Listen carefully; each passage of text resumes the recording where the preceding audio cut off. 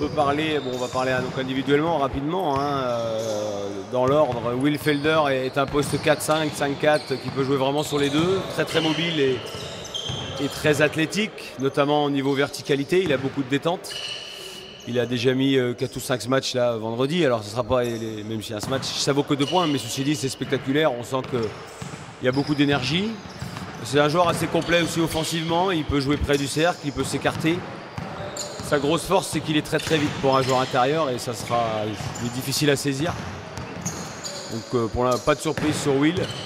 Ensuite en deuxième joueur intérieur, donc on a recruté Kayembe Ruffin, qui est un joueur qui est arrivé lundi dernier, donc on ne l'a pas vu beaucoup encore, mais plus puissance, même profil très athlétique, mais avec beaucoup plus de puissance que Will, un vrai 5, tout simplement, mais avec une capacité à courir et à dribbler comme un ailier un peu, donc il est un peu atypique, mais dans le bon sens du terme, parce que comme il a fait vendredi, je ne sais pas si tu as entendu parler, mais il a fait un coast to coast pour un pivot, il est allé se matcher, on n'a pas l'habitude de voir ce genre d'action d'un pivot, donc voilà, un joueur très puissant, jeune également comme Will, mais qui a déjà fait 4 ans en Europe, donc qui a déjà quand même un cursus quand même correct au niveau connaissance du jeu.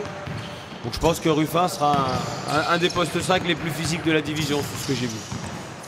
Ensuite Grégory Sekele, qui est un Antillais qui était aux États-Unis depuis 4 ans pour ses études, donc qui est quelque part notre troisième américain dans l'esprit, parce que il est là-bas depuis longtemps. Qualité athlétique très importante, 2,3 m, il court très vite, il saute. Moins offensif que les deux autres parce qu'il n'a pas eu cette chance-là où il n'a pas été utilisé, puis il a eu une grave blessure en plus qui l'a freiné. Mais des bonnes mains, on découvre un joueur qui a vraiment un bon potentiel. Moins abouti que les deux autres, mais plus de marge de progression aussi. Déjà capable de jouer à mon sens, mais par courte séquence parce que c'est un très jeune joueur dans l'expérience, mais un profil à devenir un joueur de l'équipe qui aura un rôle important. Et puis même aller plus haut, je pense, pour un joueur français, il a vraiment les qualités athlétiques pour aller au-dessus s'il travaille bien. Il y a 2 ans de boulot à mon avis pour qu'il s'affirme, mais il y a quelque chose à faire. Donc voilà pour les 3 nouveaux grands. Et puis Ralph Temgoua qui est là depuis le début, qui est un joueur qui est arrivé tardivement en France parce qu'il a fait ses études aux États-Unis.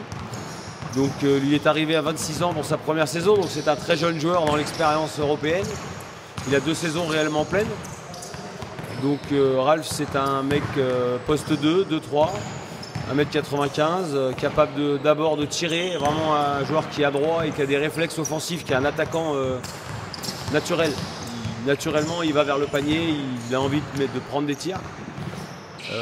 Il a aussi une capacité à défendre, mais il a des choses à apprendre dans tout ce qui est collectif, parce qu'il n'a peut-être pas suffisamment d'expérience ou eu des équipes orientées défensivement comme la nôtre.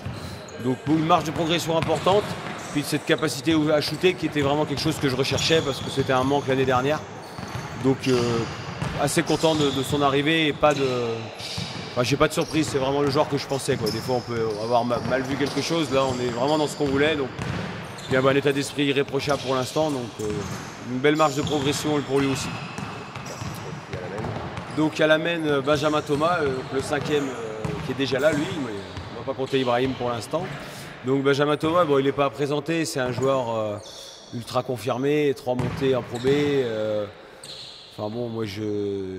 C'est un joueur, il m'a fait tellement de misère en tant qu'adversaire que voilà, il a les qualités qu'il avait déjà, il va vite, il est adroit, il a une connaissance du jeu qui je pense s'est développée avec son passage à Vichy parce que je trouve qu'il fait des choses que je ne le voyais pas faire il y a 2-3 ans.